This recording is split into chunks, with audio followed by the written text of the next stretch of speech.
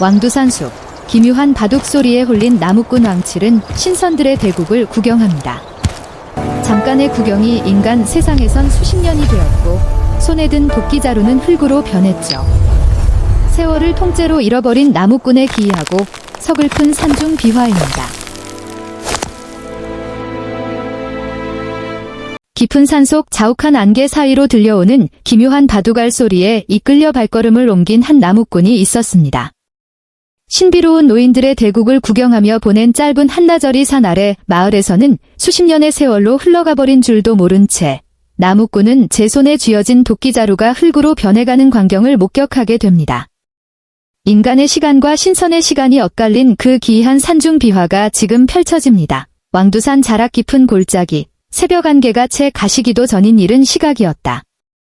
산허리를 감아도는 구름은 마치 거대한 뱀이 따리를 튼 듯 희뿌옇고 축축한 기운을 내뿜고 있었다. 그 산 아래 터를 잡고 살아가는 마을 사람들은 예부터 왕두산 꼭대기 너머에는 사람이 발을 들여서는 안 되는 금단의 땅이 있다고 믿었다. 비가 오려는 날이면 산울림이 웅장하게 퍼지고 맑은 날에도 산봉우리 근처에서는 오색구름이 맴돌곤 했으니 그들이 품은 경외심은 단순한 미신이 아닌 삶의 일부였다. 마을 어귀, 낡은 살인문을 밀고 나오는 사내의 이름은 왕칠이라 했다. 그는 대대로 이 산골에서 나무를 해다 장터에 내다 파는 것으로 늙은 홀어머니를 봉양해온 효성 깊은 나무꾼이었다. 왕칠의 손에는 쇠붙이의 날이 시퍼렇게 선 묵직하고 튼튼한 도끼 한 자루가 들려 있었다. 그 도끼 자루는 물풀의 나무를 깎아 다듬어 만든 것으로 그의 손때가 묻어 반질반질 윤이 났다. 그에게 도끼는 밥줄이자 목숨과도 같은 버디였다. 어머니, 다녀오겠습니다.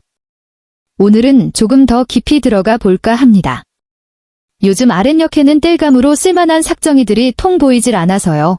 왕칠이 마루에 앉아 콩나물을 다듬던 어머니에게 허리를 숙여 인사했다. 어머니는 걱정스러운 눈빛으로 하늘을 올려다보았다. 희끄무레한 하늘빛이 영 개운치 않았다. 이해야, 너무 깊이는 들어가지 말거라. 어젯밤 꿈자리가 뒤숭숭하더구나. 산신령님이 노하실라. 늘 다니던 길로만 다니거라의 걱정 마세요. 제 눈 감고도 찾아오는 길인거려. 해 떨어지기 전에 한 짐 가득 지고 내려오겠습니다. 왕칠은 집신끈을 단단히 동여매고 지게를 짊어졌다. 그의 발걸음은 씩씩했지만 산 입구에 들어서자마자 느껴지는 서늘한 냉기에 저도 모르게 옷깃을 여몄다. 평소와는 다른 기운이었다. 떡갈나무 잎사귀마다 맺힌 이슬이 유난히 차갑게 느껴졌고 숲에서 불어오는 바람에는 비릿한 흙내음 대신 향긋하면서도 어지러운 난초 향이 섞여 있었다. 오초입의 숲길은 익숙했다. 다람쥐가 도토리를 줍느라 부산을 떨고 산새들이 지저귀는 소리가 정겨웠다. 왕칠은 능숙한 솜씨로 길가에 쓰러진 고목들을 쪼개 지게에 얹었다. 그러나 웬일인지 지게가 금세 차지 않았다. 쓸만한 나무를 찾으려는 욕심이 자꾸만 그의 발길을 산 안쪽으로 이끌었다. 조금만 더, 저 고개만 넘으면 굵은 참나무 군락이 있었지. 왕칠은 스스로를 다독이며 비탈진 언덕을 올랐다. 한 걸음, 두 걸음 옮길 때마다 주변의 풍경이 미묘하게 일그러졌다. 무릎까지 자란 자풀들이 발목을 휘감았고 머리 위를 덮은 나뭇가지들은 하늘을 가릴 만큼 빽빽해져 대나딤에도 숲속은 어스름한 저녁처럼 어둑해졌다. 그가 정신없이 덤불을 헤치고 나아갔을 때 문득 주변의 소리가 뚝 끊겼다. 왁자지껄하던 새소리도 바람에 스치는 나뭇잎 소리도 심지어 자신의 거친 숨소리마저 먹혀버린 듯한 기이한 정적이었다. 그 고요함 속에서 왕칠은 홀린 듯 멈춰섰다. 그리고 들렸다. 다. 똑 자주 청아하고 맑은 소리였다. 마치 깊은 동굴 속에서 물방울이 옥쟁반 위로 떨어지는 듯 혹은 딱따구리가 가장 단단한 박달나무를 두드리는 듯한 소리. 그러나 그것은 짐승이나 자연의 소리가 아니었다. 분명 누군가가 돌을 두드리는 소리였다. 이 깊은 산중에 누가 있단 말인가? 약초캐는 10만이인가? 호기심이 두려움을 눌렀다. 왕칠은 소리가 들려오는 쪽으로 고개를 돌렸다. 짙은 안개가 장막처럼 드리워진 바위 절벽 사이로 희미한 빛이 새어나오고 있었다. 그가 넝쿨을 걷어내고 좁은 바위 틈을 비집고 들어가자 눈앞에 믿기지 않는 광경이 펼쳐졌다. 그곳은 산속에 숨겨진 또 다른 세상이었다.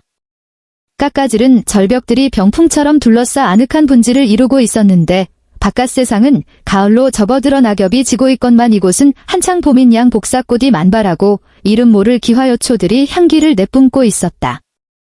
바닥에는 푸른 이끼가 양탄자처럼 깔려있어 밟는 느낌이 구름 위를 걷는 듯 폭신했다. 그 무릉도원 같은 풍경의 한가운데 널찍하고 평평한 바위가 놓여 있었다. 그리고 그 바위를 사이에 두고 두 노인이 마주 앉아 있었다. 왕칠은 숨을 죽이고 그들에게 다가갔다. 두 노인의 풍채는 실로 기이했다. 한 노인은 눈처럼 하얀 머리카락과 수염을 허리춤까지 길게 늘어뜨리고 있었는데 얼굴은 갓 태어난 아이처럼 붉고 주름 하나 없이 팽팽했다. 맞은편에 앉은 노인은 칠흑처럼 검은 머리카락을 상투 틀어 올렸으나 눈썹만은 하얗게 새어 신비로운 분위기를 자아냈다. 그들이 입은 옷은 삼배도 명주도 아닌 마치 안개를 자아 만든 듯 투명하고 은은한 광채가 흐르는 도포였다. 두 노인은 세상의 모든 근심을 잊은 듯 오로지 바위 위에 놓인 판에만 집중하고 있었다. 바위 위에는 가로세로 줄이 그어지고 흙과 백의 둥근 돌들이 어지럽게 놓여 있었다. 바둑이었다. 왕칠은 바둑을 둘 줄 몰랐으나 마을 어르신들이 사랑방에 모여두는 것을 어깨너머로 본 적은 있었다. 하지만 이 노인들이 두는 바둑은 마을에서 보던 것과는 차원이 달랐다. 노인이 손을 들어 돌을 놓을 때마다 손끝에서 푸르스름한 궤적이 그려졌다. 탁 돌이 판 위에 놓이는 순간 바위 주변의 공기가 파동치며 맑은 공명이 울려 퍼졌다. 그 소리는 왕칠의 귓가가 아니라 머릿속을 직접 울리는 듯했다. 검은 옷의 노인이 돌 하나를 들어 올리며 입을 열었다. 자네, 이번 수는 너무 무리하는 것 아닌가? 동쪽의 대마가 위태로워 보이네만 목소리는 굵고 낮았으나 산 전체를 울릴 만큼 웅장했다.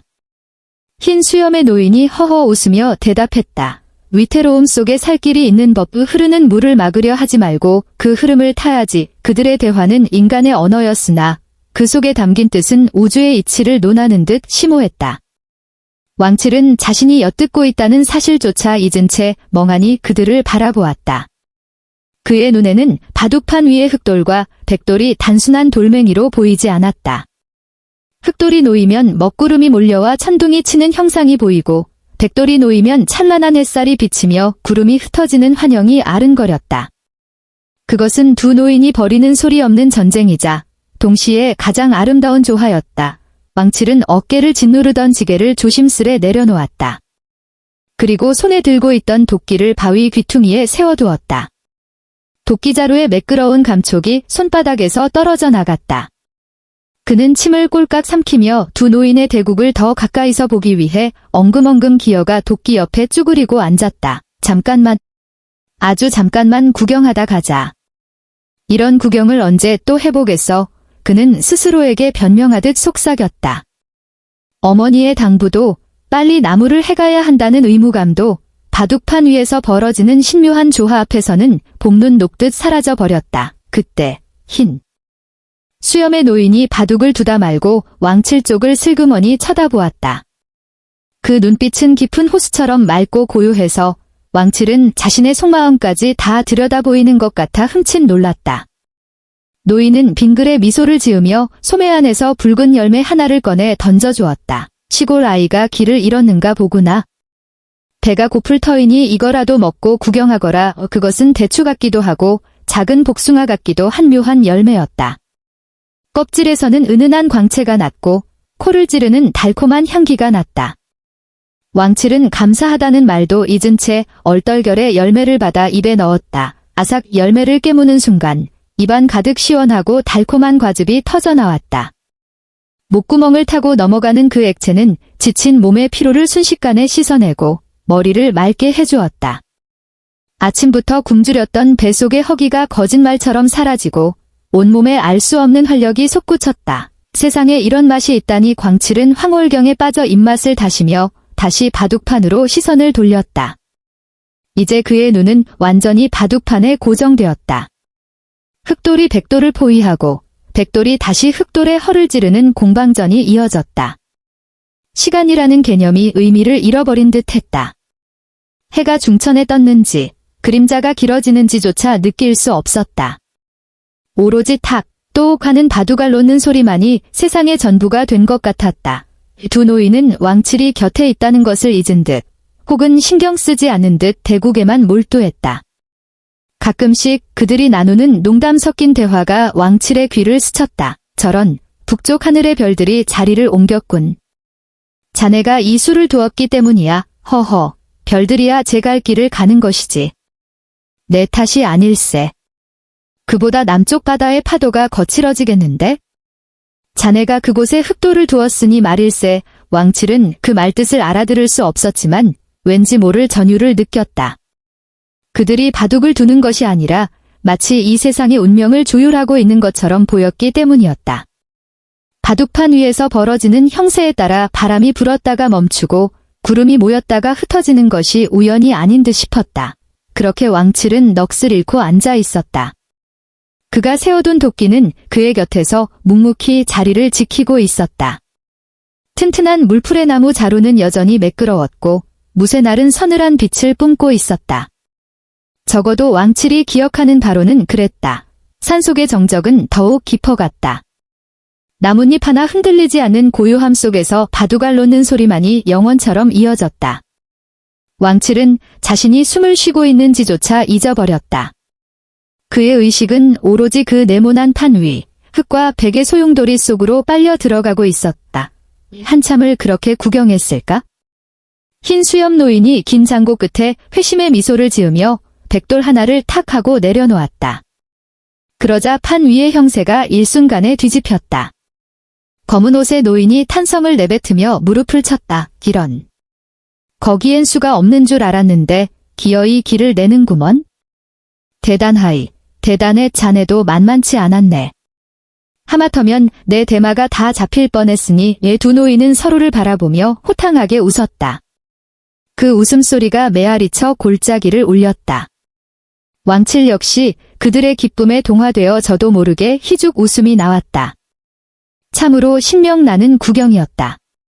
비록 바둑의 이치는 몰라도 두 고수가 주고받는 기운만으로도 가슴이 벅차오르는 경험이었다. 아차, 내가 너무 오래 지체했나. 문득 정신이 든 왕칠이 하늘을 올려다보았다. 들어올 때와 별반 다를 바 없는 어스름한 빛이었다. 다행히 해가 지지는 않은 모양이었다. 이제 그만 내려가 봐야겠다. 어머니가 기다리시겠어. 왕칠은 아쉬운 마음을 뒤로하고 자리에서 일어나려 했다. 쪼그리고 앉아 있었던 탓에 다리가 저려왔다. 그는 몸을 일으키며 무심코 옆에 세워두었던 도끼를 집어들려고 손을 뻗었다. 그 순간이었다. 그의 손이 도끼 자루를 잡으려는 찰나 믿을 수 없는 일이 벌어졌다. 단단하고 매끄러워야 할 물풀의 나무 자루가 그의 손길이 닿자마자 푸석하게 부서져 버린 것이다.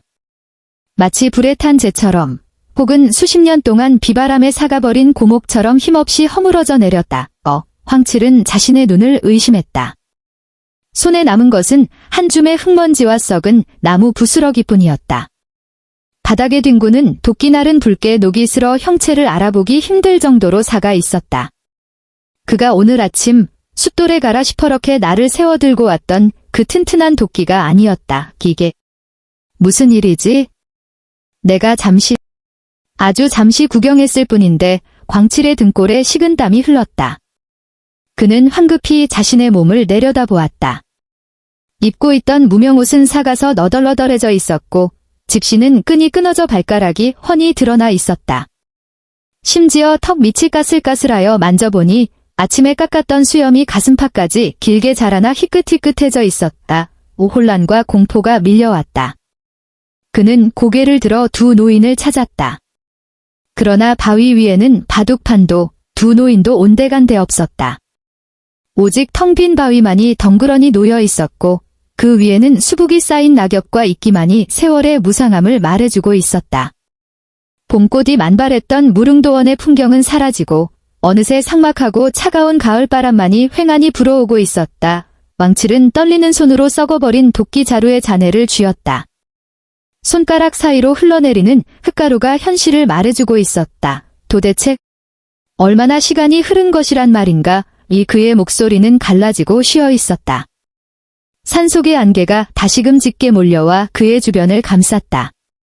멀리서 들려오던 맑은 바둑알 소리는 이제 환청처럼 그의 귓가를 맴돌 뿐이었다. 왕칠은 녹슨 도끼날을 주머니에 쑤셔 넣고 비틀거리는 걸음으로 왔던 길을 되짚어가기 시작했다. 안개 속으로 사라진 신선들의 자취를 뒤로 한 채 변해버린 세상과 마주해야 할 두려움이 그의 발목을 잡았다. 산 아래 마을은 여전히 그곳에 있을까? 어머니는 무사하실까? 수많은 질문이 머릿속을 맴돌았지만 대답해줄 이는 아무도 없었다. 오직 왕두산의 깊은 골짜기만이 침묵 속에 그를 내려다보고 있을 뿐이었다. 신선노름에 도끼자루 썩는 줄 모른다더니 그 옛말이 자신의 운명이 될 줄은 꿈에도 모른 채 늙어버린 나무꾼은 산을 내려가기 시작했다. 왕두산의 허리춤을 감싸 돌던 안개는 마치 살아있는 짐승의 숨결처럼 차갑고 축축했다. 왕칠은 비틀거리는 걸음을 옮길 때마다 정강이를 긁어대는 가시덤불의 고통보다 가슴속을 파고드는 서늘한 공포가 더 견디기 힘들었다. 분명 아침나절에 지게를 지고 올랐던 그 산길이건만 발밑에 밟히는 것은 낯선 덤불과 썩은 낙엽의 두터운 층뿐이었다. 이럴 리가 없다. 내가 이 산을 탄 지가 언 30년인데 그의 목소리는 마른 대나무가 갈라지는 소리처럼 쇳소리가 섞여 나왔다. 턱 밑까지 내려온 하얀 수염이 바람에 흩날려 시야를 가릴 때마다 왕칠은 거친 손으로 그것을 쓸어내리며 도리지를 쳤다. 손끝에 닿는 수염의 감촉은 까칠하면서도 힘이 없었다. 그것은 마치 늦가을 억새밭의 마른 풀잎과도 같았다. 한 걸음 또 한 걸음. 그는 기억 속의 선명한 오솔길을 찾아 헤맸다. 아침에 올라올 때만 해도 진달래가 흐드러지. 게 피어있던 바위 틈은 온데간데 없고 그 자리에는 아름드리 참나무가 뿌리를 깊게 내린 채 하늘을 가리고 있었다. 나무의 껍질은 용의 비늘처럼 거칠게 갈라져 있었고 그 위에는 푸른 이끼가 켜켜이 앉아 세월의 무게를 짐작게 했다. 저 나무가 저토록 굵어지려면 좋기 100년은 걸렸을 터인데 어찌하여 반나절 사이에 묘목이 고목이 되었단 말인가. 왕칠은 숨이 턱까지 차올라 잠시 걸음을 멈추고 굵은 나무 둥치의 등을 기대었다. 다리는 천근만근 무거웠고 무릎 관절은 녹슨 경첩처럼 삐걱거렸다. 젊은 시절 쌀 한 가마니를 지고도 단숨에 고개를 넘던 그 기백은 온데간데 없었다. 사가서 너덜거리는 무명옷 사이로 드러난 피부는 쭈글쭈글하고 검버섯이 피어 있었다. 그는 떨리는 손을 들어 자신의 얼굴을 더듬었다. 이마에 깊은 주름, 움푹 패인 눈두덩이, 그리고 힘없이 처진 볼살. 손끝으로 전해지는 낯선 노인의 얼굴에 왕칠은 소스라치게 놀라며 손을 떼었다. 어머니, 어머니. 그는 두려움을 잊으려는 듯 큰 소리로 어머니를 불렀다. 하지만 돌아오는 것은 산골짜기를 울리는 자신의 메아리와 까마귀의 불길한 울음소리뿐이었다. 어머니는 오늘 저녁 반찬으로 무엇을 준비하고 계실까? 된장국에 냉이를 넣어 끓이신다 하셨는데. 내가 늦어서 걱정하고 계실 텐데. 생각은 꼬리에 꼬리를 물고 이어졌지만 그 생각 끝에는 언제나 알 수 없는 절망감이 매달려 있었다. 그는 다시 걸음을 재촉했다. 길을 잃은 것이 분명했다.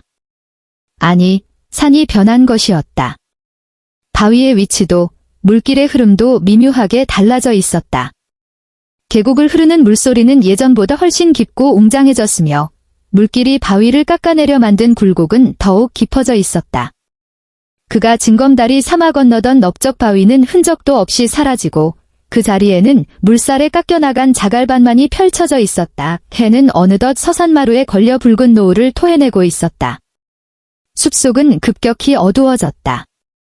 어둠이 깔리자 숲의 정령들이 깨어나는 듯 나뭇가지들이 기괴한 형상으로 몸을 비틀며 그를 내려다보았다. 부엉이가 우는 소리가 마치 돌아가라, 돌아가라 하는 꾸지람처럼 들렸다. 하지만 돌아갈 곳은 산 아래 마을뿐이었다. 왕칠은 썩어 문드러진 도끼자루의 잔해가 남은 주머니를 꽉 움켜쥐었다. 그 차가운 쇠붙이의 감촉만이 그가 미치지 않았다는 유일한 증거였다. 얼마나 헤맸을까? 수풀을 헤치고 가시덤불에 옷이 찢기기를 수십 번. 드디어 시야가 트이며 산 아래 풍경이 눈에 들어왔다. 왕칠은 눈을 비비고 다시금 아래를 내려다보았다. 저게 우리 마을이란 말인가? 그의 기억 속에 있던 마을은 오밀조밀한 초가집 30여 채가 옹기종기 모여있는 아담한 곳이었다. 마을 어귀에는 수령이 300년 된 느티나무가 서 있었고 그 아래 평상에서는 동네 노인들이 장기를 두곤 했다. 그러나 지금 눈앞에 펼쳐진 광경은 전혀 달랐다. 집들의 수가 훨씬 늘어나 있었고 개중에는 번듯한 기와집도 여러 채 보였다. 마을을 가로지르는 개울에는 나무다리 대신 튼튼한 돌다리가 놓여 있었다. 무엇보다 놀라운 것은 마을 어귀의 느티나무였다. 그가 알던 느티나무는 거대한 고목이 되어 그 가지가 하늘을 뒤덮을 듯 웅장하게 뻗어 있었다. 나무 둥치는 장정 5이 팔을 벌려도 닿지 않을 만큼 굵어져 있었고 그 주변으로는 돌로 쌓은 제단 같은 것이 보였다. 왕칠의 심장이 쿵쾅거렸다. 불안감이 가슴을 짓눌렀지만 그래도 마을이 보인다는 안도감이 그를 이끌었다. 그는 마지막 힘을 짜내어 산비탈을 미끄러지듯 내려갔다. 흙먼지를 뒤집어 쓰고 덤불에 긁힌 상처에서 피가 배어 나왔지만 그는 아픔을 느낄 겨를도 없었다. 오직 어머니가 계신 집, 따뜻한 아랫목이 있는 그곳으로 가야 한다는 일념뿐이었다. 마을 어귀에 다다랐을 때 날은 이미 어둑어둑해져 집집마다 밥 짓는 연기가 피어오르고 있었다. 구수한 밥 냄새가 코끝을 스치자 왕칠의 배에서 천둥 같은 소리가 났다. 생각해보니 신선들의 바둑 구경을 하느라 끼니를 걸은 지가 언제인지 알 수 없었다. 아니, 그 바둑 구경이 한나절이었는지, 몇 년이었는지, 아니면 수십 년이었는지조차 가늠할 수 없었다. 그는 비틀거리며 느티나무 아래로 다가갔다. 그곳에는 낯선 아이들 서너 명이 팽이치기를 하며 놀고 있었다. 아이들의 옷차림은 그가 알던 것과 비슷하면서도 어딘가 달랐다. 옷감의 색이 더 다양했고 머리 모양도 생소했다. 왕칠이 다가가자 아이들은 하던 놀이를 멈추고 그를 빤히 쳐다보았다. 넉마가 된 옷을 입고 하얀 수염을 길게 늘어뜨린 노인의 모습이 기이해 보였던 모양이다. 얘들아, 왕칠이 입을 열자 아이들은 흠칫 놀라며 뒷걸음질 쳤다. 그의 목소리는 쇠가 긁히는 듯 거칠고 낮았다. 여기가 밤나무골이 맞느냐? 아이들 중 가장 나이가 많아 보이는 녀석이 조심스럽게 고개를 끄덕였다. 예, 맞는데요. 할아버지는 누구신데 그러시오? 나는 이 마을 사는 왕칠이다. 나무꾼 왕칠이요. 아이들은 서로 얼굴을 마주보며 고개를 갸웃거렸다. 우리 마을에 왕칠이라는 사람은 없는데요. 김씨 아저씨네 둘째가 왕석이긴 한데 광칠은 다급하게 물었다. 그럼 저기 윗동네 우물가 옆에 사는 김씨 할머니는? 홀로 아들을 키우시는 그분 말이다. 아이들은 더욱 알 수 없다는 표정을 지었다. 윗동네 우물가는 메워진 지 오래됐는데. 그리고 김씨 할머니라니, 김씨성을 가진 할머니가 한두 분이라야죠. 왕칠의 다리가 휘청거렸다. 우물이 메워졌다니. 그 우물은 마을의 생명줄과도 같은 곳이었다. 아무리 가뭄이 들어도 마르지 않던 그 샘이 메워졌다는 것은 그만큼 긴 세월이 흘렀다는 뜻이리라. 그는 식은땀을 흘리며 아이들에게 다시 물었다. 지금 임금님이 누구시냐? 아이들은 뚱딴지 같은 질문에 킥킥거렸다. 할아버지는 어디 산속에서 오셨소? 지금 임금님은 3번째 바뀌셨다던데 나라님 이름 함부로 부르면 안 된다고 훈장님이 그러셨소. 3번째 바뀌었다니. 왕칠의 눈앞이 캄캄해졌다. 그가 산에 오를 때만 해도 성군이시라 칭송받던 임금님이 계셨는데 그 뒤로 3번이나 세상이 바뀌었다는 말인가. 그렇다면 지금은 대체 어느 시절이란 말인가. 그때 마을 안쪽에서 지게를 진 중년의 사내가 걸어 나왔다. 그는 아이들과 이야기를 나누고 있는 왕칠을 발견하고는 의심스러운 눈초리로 다가왔다. 미신데 아이들을 붙잡고 그러시오. 사내의 말투는 퉁명스러웠다. 왕칠은 지푸라기라도 잡는 심정으로 사내에게 다가갔다. 여보시오. 내가 길을 잃어 잠시 헷갈리는 모양이오. 혹시 이 마을의 왕칠이라는 나무꾼을 아시오? 홀어머니를 모시고 사는 사내는 미간을 찌푸리며 왕칠을 위아래로 훑어보았다. 거짓골을 한 노인이 횡설수설하는 꼴이 영 탐탁지 않은 눈치였다. 왕칠? 그런 이름은 처음 듣소? 내가 이 마을에서 나고 자라 50이 넘었지만 그런 사람은 없소. 그럴 리가 없소. 내 집이 저기 윗동네 감나무 있는 집이오. 내가 오늘 아침에 지게를 지고 산에 올라갔다가 디보시오 노인장. 윗동네 감나무 집은 박진사 댁네 별채가 들어선 지가 언제인데 그러시오. 거긴 원래 밭이었소. 사내의 말에 왕칠은 숨이 턱 막혔다. 원래 밭이었다니. 자. 신의 집이 어머니와 함께 살던 그 보금자리가 흔적도 없이 사라졌다는 말인가? 거짓말. 거짓말이야. 광칠은 사내를 밀치고 마을 안으로 뛰어들었다. 아니, 뛰려고 했으나 힘없는 다리는 비틀거리며 헛발질을 할 뿐이었다. 그는 거의 기어가다시피 하며 익숙했던 골목길을 찾았다. 하지만 골목길의 담장도 바닥에 깔린 돌도 모두 낯설었다. 기억을 더듬어 찾아간 집터에는 사내의 말대로 으리으리한 기와집의 높은 담장이 가로막고 있었다. 담장 너머로는 낯선 감나무가 가지를 뻗고 있었지만 그것은 왕칠이 어릴 적 심었던 그 감나무가 아니었다. 그는 담벼락에 주저앉았다. 손톱으로 흙바닥을 긁으며 오열했다. 어머니 어디 계시오? 왕칠이가 왔습니다. 불효자식이 이제야 왔습니다. 그의 울음소리는 목구멍 깊은 곳에서 터져나오는 짐승의 울부짖음 같았다. 지나가던 마을 사람들이 하나둘 모여들어 웅성거렸다. 개들은 낯선 이를 향해 짖어대고 아이들은 무서워하며 엄마의 치마폭 뒤로 숨었다. 군중 속에서 지팡이를 짚은 꼬부랑 할머니 한 분이 힘겹게 걸어 나왔다. 백발이 성성하고 허리가 굽은 할머니는 흐릿한 눈으로 왕칠을 한참이나 들여다보았다. 여보게들, 비켜보게. 저 양반 얼굴 좀 보자. 할머니의 목소리는 작고 떨렸지만 묘한 위엄이 있었다. 사람들이 길을 터주자 할머니는 왕칠의 바로 앞까지 다가왔다. 왕칠은 눈물 범벅이 된 얼굴을 들고 할머니를 바라보았다. 낯선 얼굴이었다. 하지만 할머니의 눈빛에는 깊은 연민과 함께 오래된 기억을 더듬는 듯한 빛이 서려 있었다. 자네, 혹시 윗마을 살던 칠성네 아들 아니던가? 칠성네라는 말에 왕칠의 눈이 커졌다. 그것은 돌아가신 아버지의 한자였다. 아무도 기억해주지 않던 아버지의 이름을 이 낯선 할머니가 알고 있었다. 맞습니다.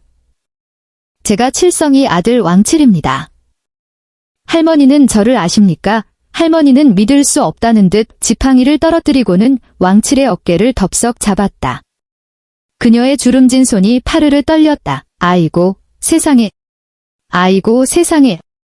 이게 꿈인가 생시인가? 할머니는 털썩 주저앉으며 통곡을 터뜨렸다. 자네가 산에 나무 하러 갔다가 호랑이한테 물려갔다고.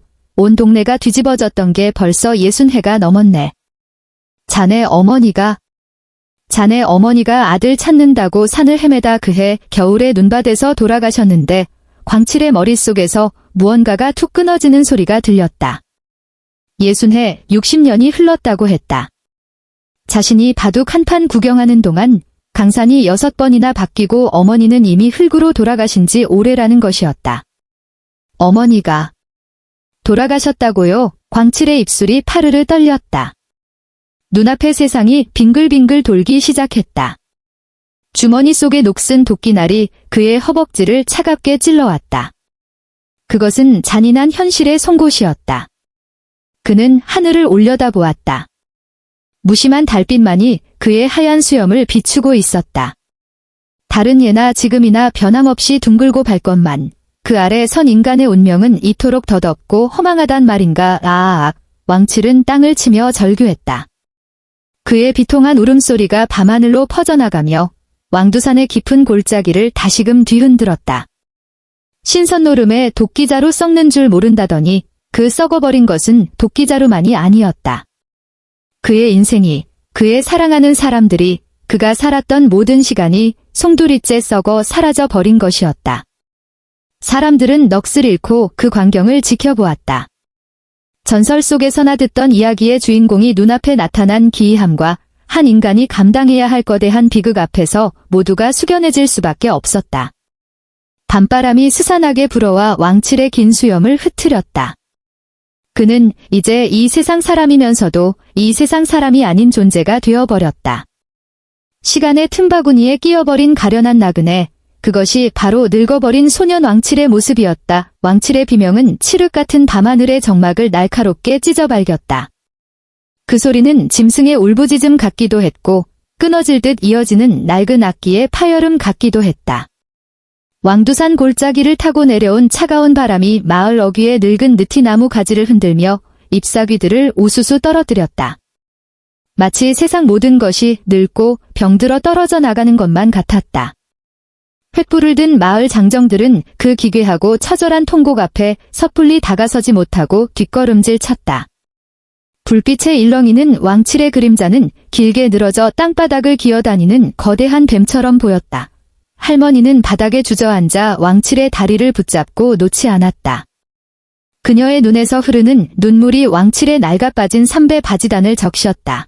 칠성내 아들이 살아 돌아왔어. 귀신이 곡할 노릇이지. 그렇고 말고 할머니의 중얼거림은 주문처럼 주위로 퍼져나갔다. 웅성거림은 더 이상 두려움이 아니었다.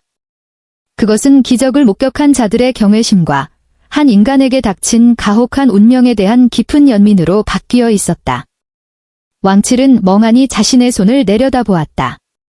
뼈마디가 굵게 튀어나오고 검버섯이 피어난 손불과 반나절 전만 해도 도끼자루를 꽉 쥐던 팽팽하고 힘있는 젊은이의 손은 온데간데 없었다.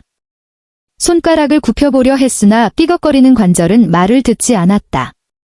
내 몸이 아니었다. 어머니. 우리 어머니가 광칠의 입에서 바람 빠지는 소리 같은 목소리가 새어나왔다. 그는 비틀거리며 몸을 일으켰다. 다리에 힘이 풀려 몇 번이나 꼬꾸라질 뻔했으나 그때마다 지팡이를 짚은 듯 허공을 허우적거리며 균형을 잡았다. 그의 눈동자는 텅 비어 있었으나 그 깊은 곳에는 단 하나의 목적지가 불타고 있었다. 집, 어머니가 계시던 그 초가삼간.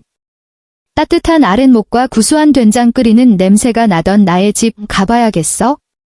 내 눈으로 봐야겠어. 왕칠은 몽유병자처럼 발을 질질 끌며 마을 안쪽으로 향했다. 사람들은 홍해가 갈라지듯 길을 터주었다. 횃불을 든 몇몇이 그의 앞길을 비추어 주려 했으나 왕칠은 손을 내저었다. 달빛이면 충분했다. 아니, 눈을 감고도 찾아갈 수 있는 길이었다.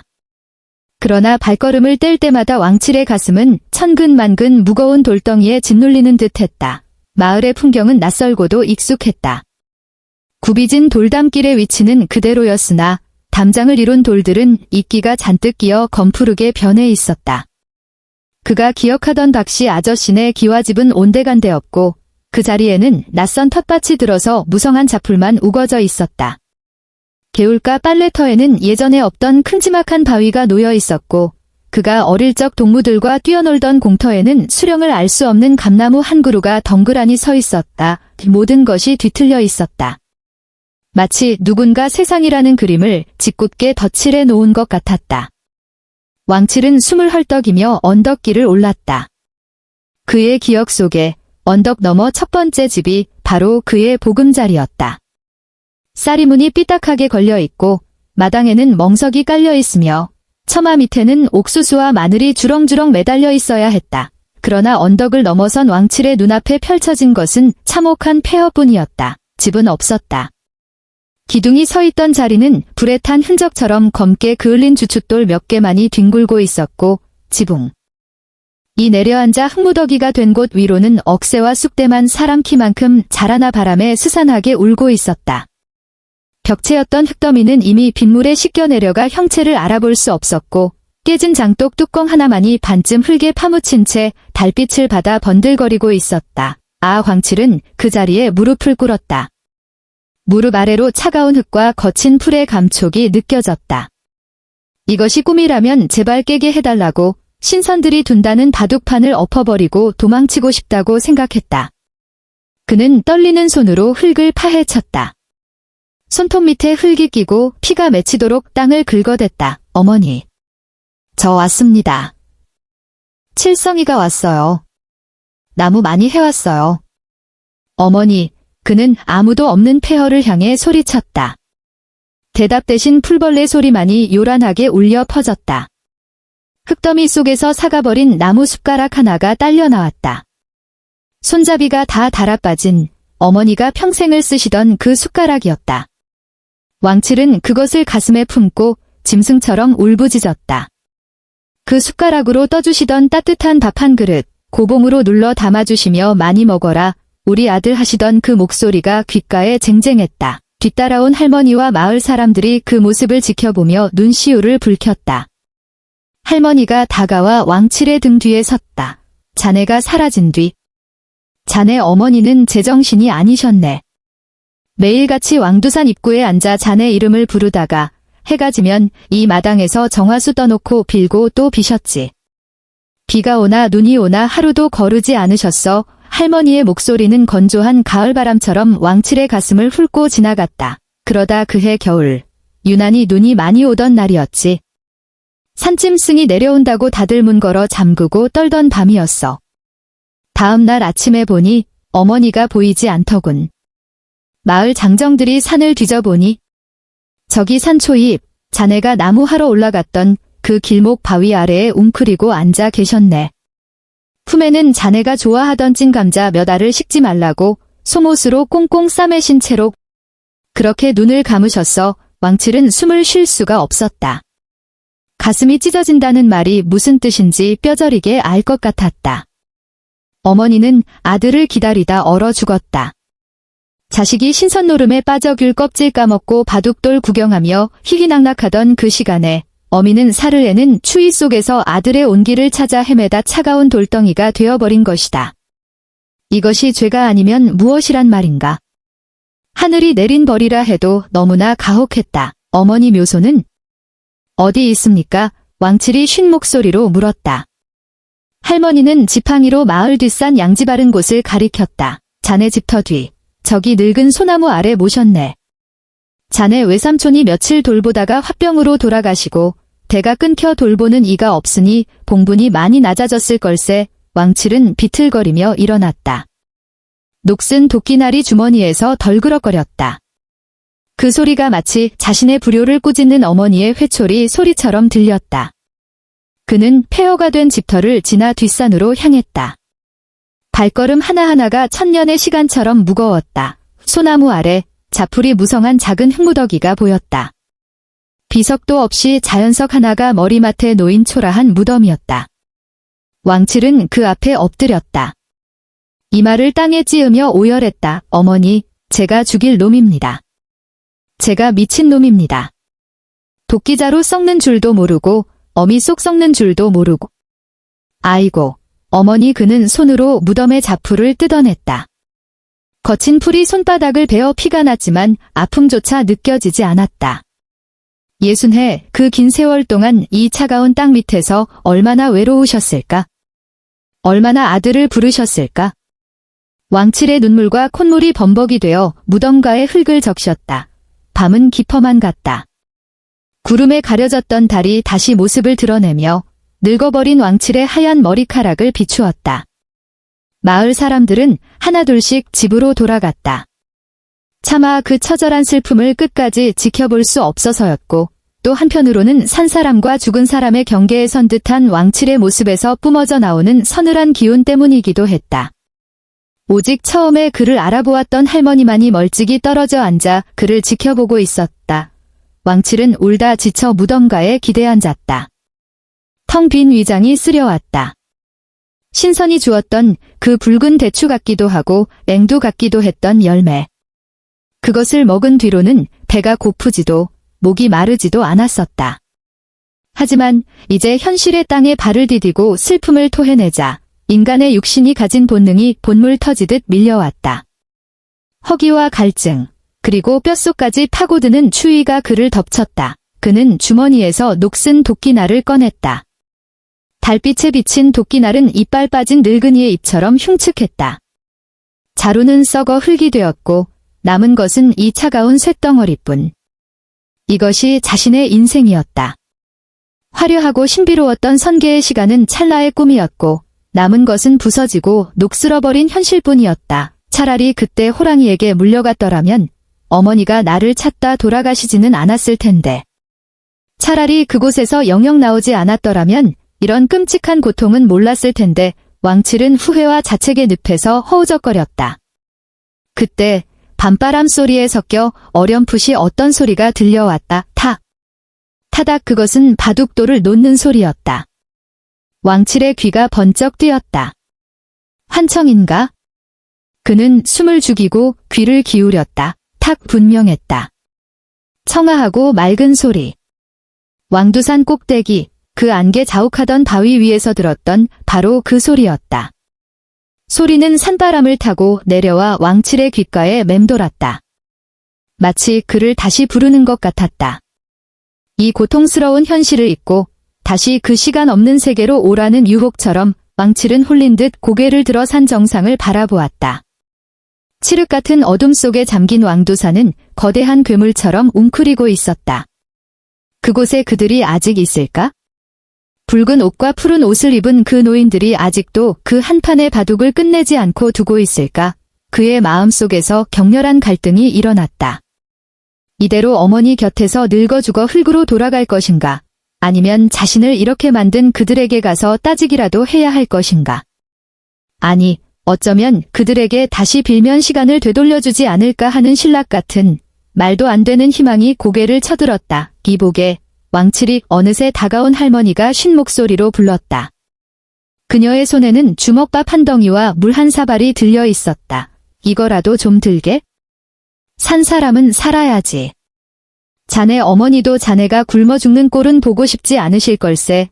왕칠은 멍하니 할머니를 올려다보았다.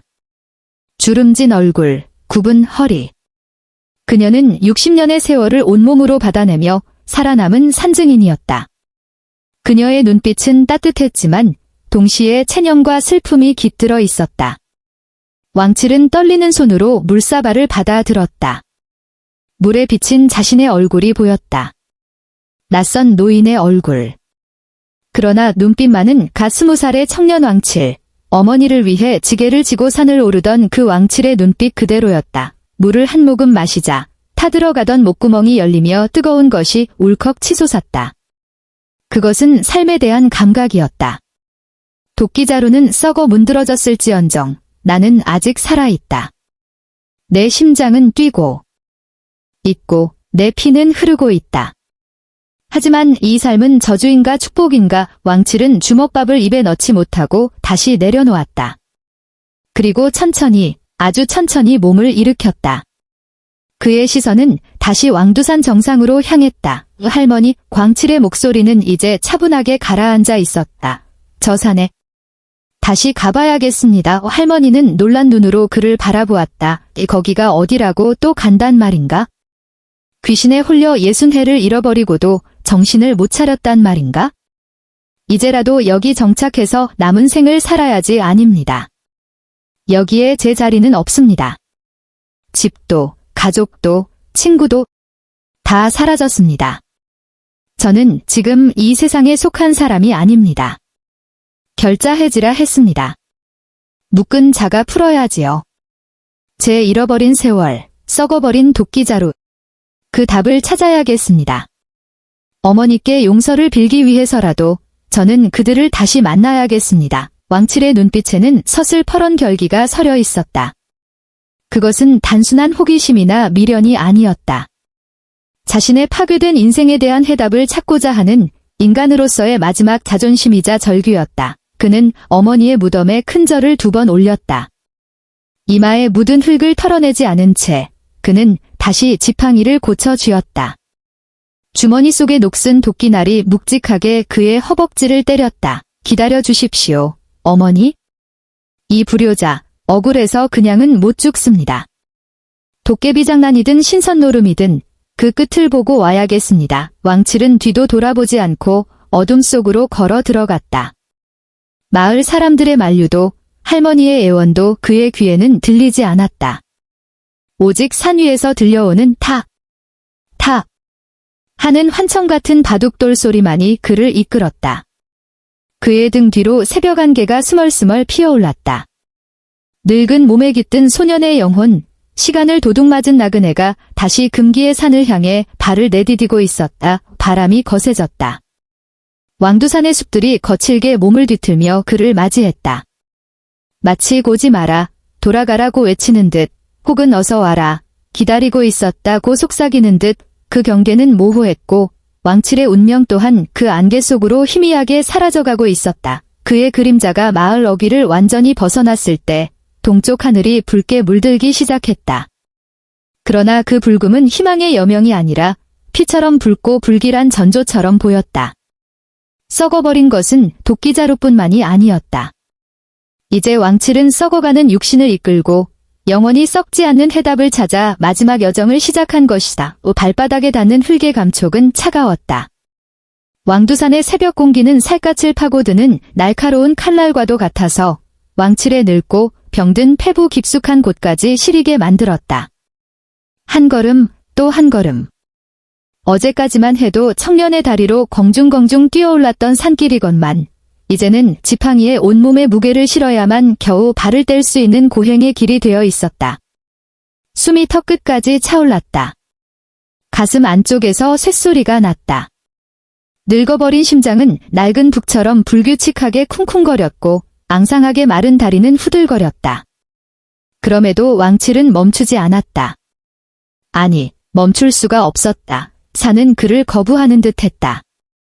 길가에 늘어선 떡갈나무와 소나무들이 마치 거대한 장승처럼 그를 내려다보며 위압감을 뿜어냈다. 나뭇가지들은 서로 엉겨붙어 하늘을 가렸고 그 사이로 비치는 희미한 새벽빛은 기괴한 그림자를 만들어내며 왕칠의 앞길을 어지럽혔다. 숲은 고요하지 않았다. 바람에 스치는 나뭇잎 소리는 누군가의 속삭임 같았고 멀리서 들리는 산짐승의 울음소리는 비탄에 잠긴 곡소리처럼 들렸다. 그 모든 소리가 왕칠에게는 돌아가라, 늦었다라고 꾸짖는 것만 같았다. 늦지 않았어. 아직은 아니야. 왕칠은 입술을 깨물며 중얼거렸다. 피 맛이 났다. 그 비릿한 감각이 오히려 정신을 맑게 했다. 그는 품속에 넣어둔 녹슨 도끼날을 더듬었다. 차갑고 거친 쇠붙이의 감촉. 그것만이 이 모든 것이 꿈이 아니라는 유일한 증거였다. 어머니를 위해 땔감을 하러 왔던 그날, 튼튼한 물풀의 나무 자루에 박혀있던 그날 선 도끼가 이제는 붉은 녹덩어리가 되어 있었다. 그 세월만큼, 아니 그보다 더 긴 세월이 자신의 몸과 마음을 갉아먹었다는 사실을 인정해야만 했다. 하지만 인정한다고 해서 포기할 수는 없었다. 산허리를 돌 때쯤 안개가 짙어졌다. 한치 앞도 분간할 수 없는 짙은 해무가 산자락을 휘감았다. 왕칠은 마치 구름 속을 걷는 기분이었다. 현실과 환상의 경계가 무너지고 있었다. 문득 눈앞에 어린 시절의 기억이 아른거렸다. 지게를 지고 산을 오르며 흥얼거리던 노래, 어머니가 쪄주신 쑥버무리의 향기, 마을 어귀에서 친구들과 뛰어놀던 장면들이 안개 속에서 피어올랐다가는 흩어졌다. 왕칠아, 해 지기 전에 내려오너라. 어머니의 목소리가 들린 것 같아 왕칠은 화들짝 놀라 고개를 들었다. 그러나 그곳에는 이끼 낀 바위만이 묵묵히 자리를 지키고 있을 뿐이었다. 눈물이 왈칵 쏟아졌다. 주름진 뺨을 타고 흐르는 뜨거운 눈물은 턱수염을 적셨다. 불효자. 천하의 몹쓸 놈, 나무 한 짐 하러 갔다가 60년을 비워버린 아들. 어머니는 그 긴 세월 동안 얼마나 문지방이 닳도록 아들을 기다리셨을까? 밥상을 차려놓고 식어가는 국을 몇 번이나 데우셨을까? 그 사무친 한이 서려 있어서인지 산바람은 유독 차갑게 느껴졌다. 다리가 풀려 그 자리에 주저앉고 싶을 때마다 왕칠은 도끼날을 꺼내 자신의 허벅지를 찔렀다. 둔탁한 통증이 밀려와야 비로소 정신이 들었다. 그는 기어이 발을 옮겼다. 기억 속의 길은 희미했지만 몸이 기억하는 길은 뚜렷했다. 저 모퉁이를 돌면 옹달샘이 있었고 저 비탈을 오르면 큰 바위가 있었다. 60년이라는 시간 동안 나무들은 더 굵어지고 바위에는 이끼가 두터워졌지만 산의 골격은 그대로였다. 변한 것은 오직 왕칠 자신뿐이었다. 얼마나 올랐을까? 드디어 숲이 열리고 평평한 바위들이 모여있는 널찍한 터가 나타났다. 왕칠의 심장이 멎을 듯이 요동쳤다. 바로 이곳이었다. 그날 두 노인이 바둑을 두고 있던 그 자리. 터는 비어 있었다. 이 두 노인은 온데간데없고 그들이 앉아있던 바위만이 덩그러니 놓여 있었다. 바위 위에는 바둑판 모양이 희미하게 새겨져 있었지만 바둑돌은 하나도 보이지 않았다. 주변에는 소림만이 수북하게 쌓여 있었다. 정막. 숨막히는 고요함만이 그곳을 지배하고 있었다. 새소리조차 들리지 않는 시간이 멈춘 듯한 공간이었다. 왕칠은 비틀거으며 바위 앞으로 다가갔다. 다리에 힘이 풀려 털썩 무릎을 꿇었다. 손을 뻗어 차가운 바위 표면을 쓸어보았다. 거칠고 차가웠다. 이곳에서 그 기이한 노름을 구경하느라 도끼자루가 썩는 줄도 모르고 넋을 놓았던 것이다. 계십니까? 제발 아무나 나와 보십시오. 왕칠은 목이 터져라 소리를 질렀다.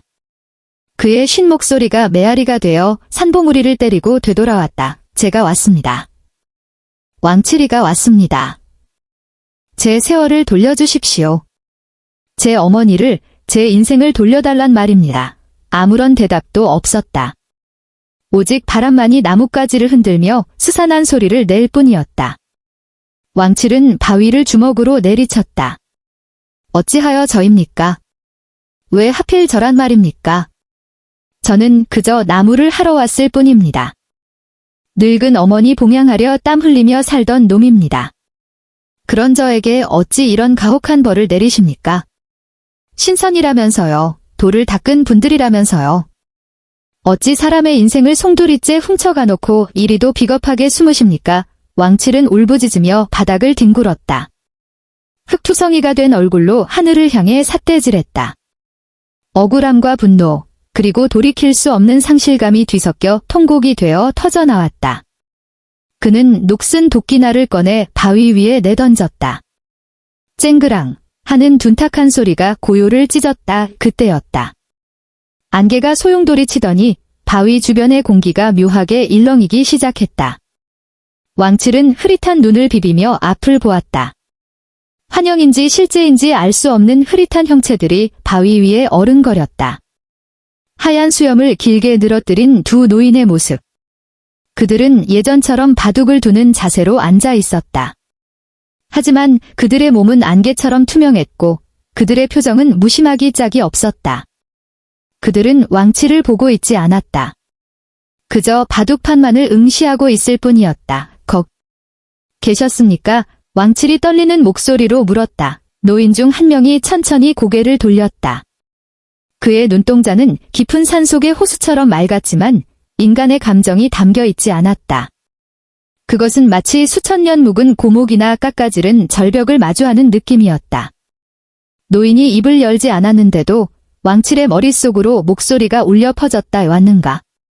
나무꾼 아이야, 제 시간을 돌려주십시오. 60년입니다. 사람이 평생을 살아야 할 시간을 하루아침에 앗아갔습니다. 이게 말이 됩니까? 시간이라. 노인의 목소리는 바람소리처럼 흩어졌다. 우리는 너를 부르지 않았다. 내가 발을 멈추었고 내가 보기를 원했다. 너는 소나무의 시간과 하루살이의 시간 사이에서 소나무의 시간으로 발을 들인 것뿐이다. 이곳에 한나절은 인간 세상의 100년. 너는 신선의 바둑 한 판을 보았으니 내 목숨 또한 신선의 시간만큼 늘어났을 터. 무엇이 억울하단 말이냐? 그게 무슨 소리입니까? 저는 늙었습니다. 껍데기만 남은 이 몸뚱이가 무슨 소용입니까? 가족도 집도 다 잃었는데 오래 산들 그게 축복입니까? 저주입니다. 끔찍한 저주란 말입니다. 왕칠은 바락바락 악을 썼다. 하지만 노인은 온화한, 아니 잔인할 정도로 평온한 미소를 지을 뿐이었다. 잃은 것이 아니다. 흘러간 것이다. 강물이 바다로 흐르듯 구름이 바람 따라 흩어지듯. 너의 60년은 사라진 것이 아니라 이미 흘러가 버린 강물과 같다. 되돌릴 수 없는 것을 붙잡으려 하는 것이야말로 인간의 가장 큰 어리석음이지. 어머니는? 제 어머니는 저를 기다리다 눈도 못 감고 돌아가셨을 겁니다. 인간의 생사는 하늘에 달린 것, 내가 곁에 있었다 한들 어미의 죽음을 막을 수는 없었을 것이다. 다만 너는 그 슬픔을 겪지 않았으니 오히려 다행이 아니더냐. 그 슬픔을 겪는 것이 사람의 도리입니다. 자식된 도리로 임종을 지키고 상주가 되어 곡을 하는 것이 사람 사는 이치란 말입니다. 당신들이 신선이면 다입니까? 사람의 마음을 이리 짓밟아도 되는 겁니까? 왕칠의 절규에 노인의 형체가 잠시 흔들렸다. 그는 잠시 말이 없더니 손에 쥐고 있던 부채를 펴서 왕치를 가리켰다. 으쯔쯔. 아직도 세상의 티끌을 털어내지 못했구나. 내가 본 것은 바둑이 아니라 우주의 이치였거늘. 그 오묘한 조화를 보고도 고작 썩어버린 도끼자루와 흘러간 세월만을 탓하다니. 가련한 중생이로다. 다른 노인이 껄껄 웃었다. 그 웃음소리는 천둥소리처럼 산을 울렸다. 이보게, 그냥 두게나. 인간이 어찌 하늘의 뜻을 알겠나. 자네가 욕심을 부려 저 아이에게 영겁의 시간을 맛보게 해준 탓이야. 두 노인의 형체가 점점 희미해지기 시작했다. 안개가 걷히고 있었다. 가지 마십시오. 답을 주십시오.